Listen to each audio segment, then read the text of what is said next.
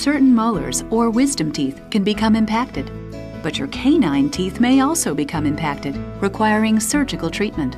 This video tells you more about that treatment. Canine teeth, sometimes referred to as eye teeth, are located between the incisors and the premolars. When these teeth are in a position that will not allow them to enter the mouth, they are said to be impacted. Patients who have impacted canines are generally treated by an orthodontist and an oral and maxillofacial surgeon. As a team, our goal is to bring the impacted tooth down into its proper position so that it is aligned with the rest of the teeth.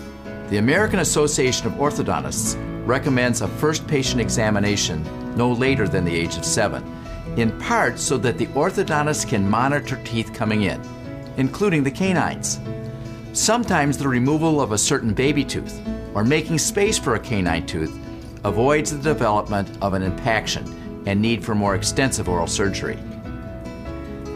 At times, a canine tooth may actually be uncovered by the oral surgeon prior to the placement of braces. This uncovering can often allow the tooth to grow into the mouth, where the orthodontist will then put a brace on it when the rest of the braces are placed.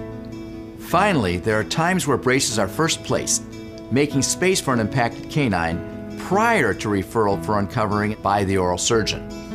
Remember, though, that these are large teeth, often with the longest roots in the mouth, so to bring a canine into the mouth can literally take months.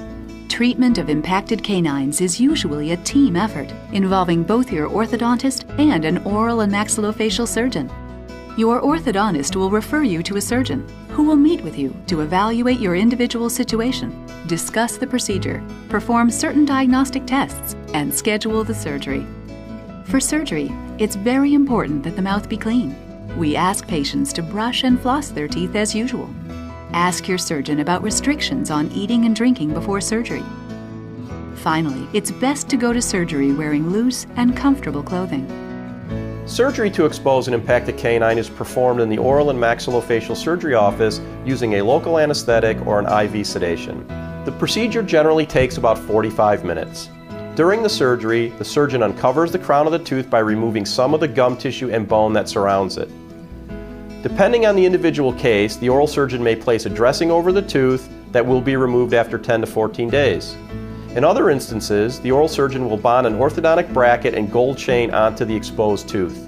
In both of these situations, the patient will return to the orthodontist to have the tooth repositioned into its proper place in the dental arch. Recovery was very fast. It was probably over the weekend. And I know the swelling, of course, was there for a couple days, but overall I felt great. It wasn't as bad as I thought, so that was exciting. We ask patients to return to the oral and maxillofacial surgery office within 7 to 10 days after surgery to evaluate the healing process and make sure they are maintaining good oral hygiene. The cosmetic benefit of having a canine in the mouth is that it truly is the cornerstone of the smile. We've all seen people who've lost their upper eye teeth, and as a result, the lips appear sunken in and thinned. This prematurely ages the smile in the face. The roots of the canines provide the support for the corner of the mouth and your smile. Of course, I'm not done with my treatment yet, but I know the tooth is moving. It is coming down, and soon we're gonna all have the excitement that that tooth is gonna be out and they're gonna be able to align it into place, and I'm gonna have a beautiful smile at the end. The functional benefit of having the canine come in is that it allows the orthodontist to develop normal tooth-to-tooth relationships. These long-rooted canine teeth take a lot of the chewing pressure, and without them, other teeth in the mouth can become overloaded and damaged.